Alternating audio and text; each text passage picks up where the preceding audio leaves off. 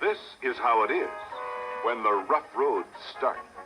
But in the new Jet Smooth Chevrolet, you could almost say you're above it all. How do you take Chevrolet's Jet Smooth ride and improve on it? You come up with an all-new chassis design, a masterful combination of frame and suspension, designed to make all this feel as if it's far below you. Chevrolet's new frame provides wide stance support for Chevrolet's new suspension design, front and rear. And you have a ride that is not only quiet, but jet smooth. Chevrolet's Jet Smooth Ride. Standard equipment on every new Chevrolet at your Chevrolet dealers now.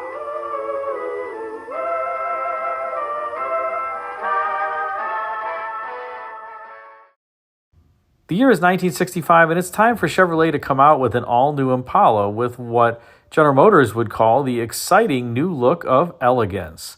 The 65 Chevrolet, just like other full-sizers from GM, was all new for that model year, and this particular model would continue through the 1970 model year and would again be redesigned for 1971 from the ground up.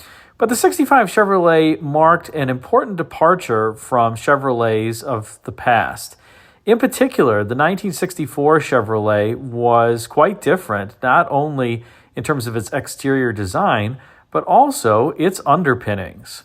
As you can see from this photo of a 64 Impala, the styling was getting a little dated by this point, with a particularly flat front end. It almost looks like it crashed into a wall because there's really not much to the plan view or bird's eye view of the front end of this particular design. It's just flat. Moreover, the single-piece bumper, if I exclude the bumper guards, really isn't anything to write home about, and the grille texture isn't all that luxurious. I'm also admittedly not a fan of the faux carriage bow roof on the coupes, and the styling of the sides is, well, just kind of plain Jane as you would expect from a Chevrolet of the era. The 64 Impala, and indeed some of the Chevrolets before it, were designed by an individual named Claire McKeegan, who would later go to GM's Opel division in Europe, where he would design a number of beautiful vehicles, such as the Opel Diplomat coupe that you see here. An absolutely stellar vehicle, and you can kind of see a Chevrolet resemblance to it, and I wouldn't doubt that that's because Claire McKeegan worked on a number of Chevrolets, including the 64 as well as the 63, while he led Chevrolet design. There's an interesting design story, though, behind this 64 Chevrolet. As I mentioned, Claire McKeegan would depart and go to Opel for a number of years, and Irv Rubicki would become the chief designer in charge of Chevrolet exterior styling. Rubicki would later ascend to the GM vice presidency of design after Bill Mitchell retired in the 1977 model year. But back in the early 60s, this is probably around 1962 or so, he became the lead designer for Chevrolet once Claire McKeegan left for Opel. Now, strangely, Rubicki was actually offered the job to go to Opel before McKeegan, but turned it down, really because General Motors had positioned it as a place where he would live out his career. This was before a lot of international service assignments had been set up, and GM, as I mentioned, was effectively offering him the role as a place to live out the rest of his working years. He thus turned it down after his family decided that that wasn't right for him, and McKeegan accepted the job to go to Opel instead, in part because General Motors had by then positioned it as an international service assignment with a 3 or 4 year lifespan, after which McKeegan would return to the U.S. Rubicki was, interestingly, never offered that type of an arrangement once he turned down the Opel assignment. And so you have Claire McKeegan going from Chevrolet to Opel, and you have Irv Rubicki rotating from being a designer in the Oldsmobile studio to Chevrolet. And as a result, there was a different philosophy that Rubicki wanted to bring to the Chevrolet styling for the 1965 Chevrolet. More specifically, he told his staff that when they walked in the Chevrolet studio, he didn't want them to think of Chevrolet. He wanted them to think of luxury vehicles like Cadillac and Buick and design vehicles appropriately. And in that vein, you can really see that the 1965 Chevrolet was a huge leap forward over the 1964 and previous models in a number of ways. The first was that there appear to be a number of more costly design elements on the 65 Chevrolet as compared to the 1964. The 65, for instance, has a trapped hood design. In other words, the hood is effectively trapped in by sheet metal or various elements of the car's body on three sides of the hood, and the glass traps the remaining side. The 64 Chevrolet, in contrast, had a hood that extended all the way forward and wrapped over the front end of the car, basically forming the top end of the grille. Moreover, the 65 Impala had this beautiful bumper as opposed to that kind of chunky one-piece affair on the 64. Here you have a beautiful kind of thin bumper that bisects the grille. You notice the grille is spilling out from underneath the bumper area there as well. It's just a beautiful detail up front, and you could even say that perhaps the headlights have a bit of Cadillac-y flair to them. And of course, there is some plan view tapering to the front end of the car as opposed to it being just plain old flat. So the front end definitely has more jewelry and panache associated with it than the earlier Chevrolets. And as we turn to the rear of the car, notice a couple styling themes that you see on this 65. The first is the so-called Coke bottle styling. Notice that the quarter panel kind of kicks up there around the rear quarter glass, and the body surfacing also bulges out around the rear wheel. Very typical of GM during this time frame. You, of course, have the fastback style coupe that would continue on for just a few more years after this. It was kind of a fad in the design world that ended by the late 60s, and Chevrolet would go with a much more formal backlight on its cars as the late 1960s would come around. And of course, it's an Impala, so you have to have three taillights. Here, the plastic taillights are just beautifully sculpted, kind of in rocket-like forms. It gives the back end a certain degree of flair, and Chevrolet would keep that three taillight theme for many years, all the way even through the 90s on a number of cars, like the Lumina, for instance. But I think you can also see here what Irv Ribicki meant by he wanted Cadillac-like detailing. I would say those taillights, remember, this is a Chevrolet, albeit a high-end Chevrolet, and they are just exquisitely detailed, as is the bumper and the little trim piece above the bumper. Gives the rear end wonderful graphics in keeping with the Chevrolet theme. Notice also that the faux carriage bows are gone here in 65. Thank goodness. I think that was kind of a tired cliche by this point that was rather ubiquitous and thankfully had departed by the 1965 model year on this all-new Chevrolet.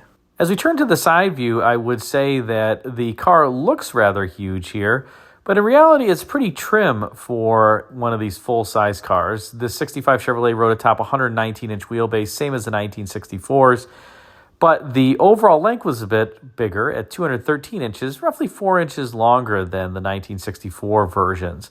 So it was getting a little bit bigger, but as the 1970s would come about after the 1960s, these Chevrolets would just continue growing in size. And once they got the super chunky bumpers after the 1974 model year, they were pushing 223 inches by that point, a full 10 inches more than this 1965 Impala that's relatively svelte by comparison. And as we turn to the inside, the fine car detailing continued here, where you can see this is an SS vehicle with a 4-speed manual transmission, so super rare car. This is actually equipped with a 409 as well. And of course, you can see the 3 pedals there in the driver's side footwell.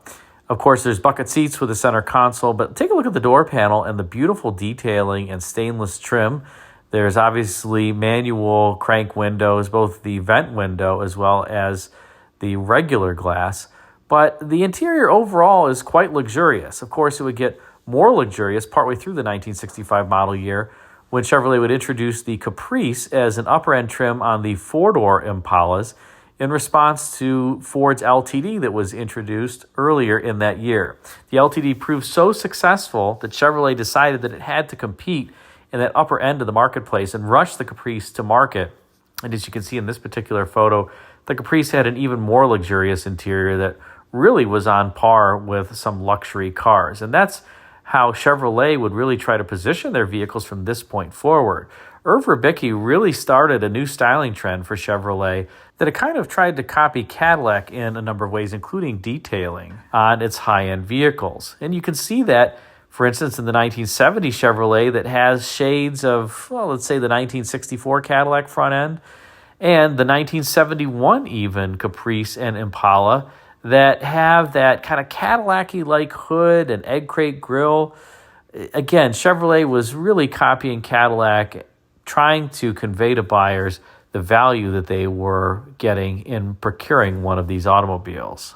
Now, one area that was not Cadillac-y on these interiors was the climate control. You can see here there's these 3 slider bars, all activated with Bowden cables, and there's not any vacuum doors or servos in this setup. You're basically determining with your hand where the air outlet is on a particular mode, and then the heat and the temperature as well. So this is kind of a little bit of a funky setup. It would persist on Chevrolets for a number of years to come, and it worked just fine, but it was low cost, and as I said, it was just activated all by cables as opposed to having vacuum diaphragms and vacuum lines.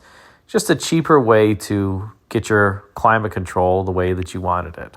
Now, the under hood department is where you could get some special items in your 65 Chevrolet. And as I said, this is a 409 powered car. The 409 was only available through, I believe, February of 1965, after which you would get the 396 cubic inch big block, the new Chevrolet big block, if you wanted the top optional engine. And you could get everything under hood from a 140 horsepower, 230 cubic inch inline 6-cylinder to a 283 cubic inch V8 making 195 horsepower, a pair of 327 small blocks making 250 or 300 horsepower, and then you started getting into the 396 cubic inch engines, the top engine of which was a 425 horsepower, 396 cubic inch V8. So you could get really whatever you wanted in your Chevrolet for 1965. Most of them were equipped with the small block V8s, either the 283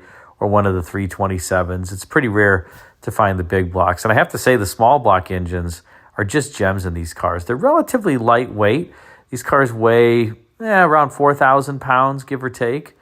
A little less in some cases, and the small blocks move them along just fine and are extremely smooth and peppy. Even the 283 is a nice engine in the 1965 Chevrolet. And of course, you could get the Power Glide behind those small block engines, or the Turbo Hydromatic behind the larger engines, or some manual transmissions. So really, really nice engines and transmissions. Although I will say during this time frame, I believe Chevrolet had some issues with its motor mounts, and the motor mounts would tend to break, and then the throttle would jam wide open. And you can imagine that that wasn't a great thing.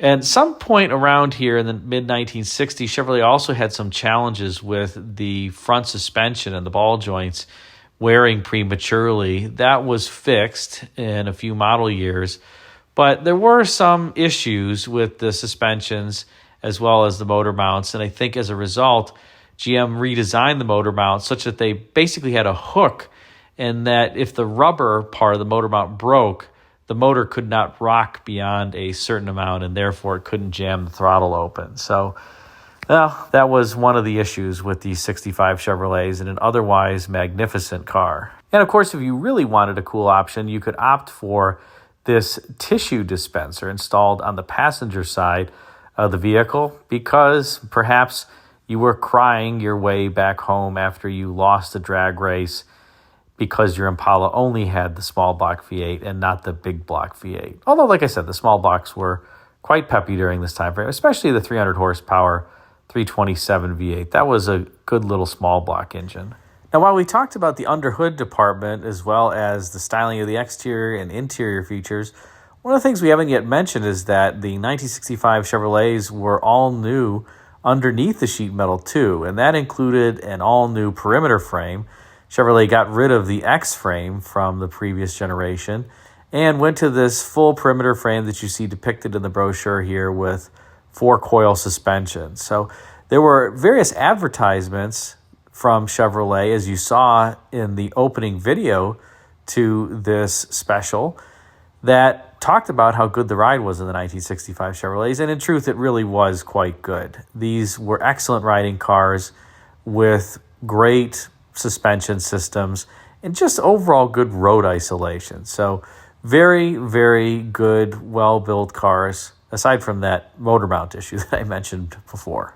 Now let's transition to an audio clip from an interview with then Chief Designer Irv Verbicki talking about the 1965 Chevrolet design and how he asked the design team to really think differently when they were designing this vehicle versus what they had been used to on previous Chevrolets. Remember, while the chief designer, Irv Verbicki, changed out from Claire McKeegan, who went to Opel, the rest of the design team was really the same. And so Irv had to inspire the designers to think in a different direction. And let's hear him talk about how he did this for the 1965 Chevrolet.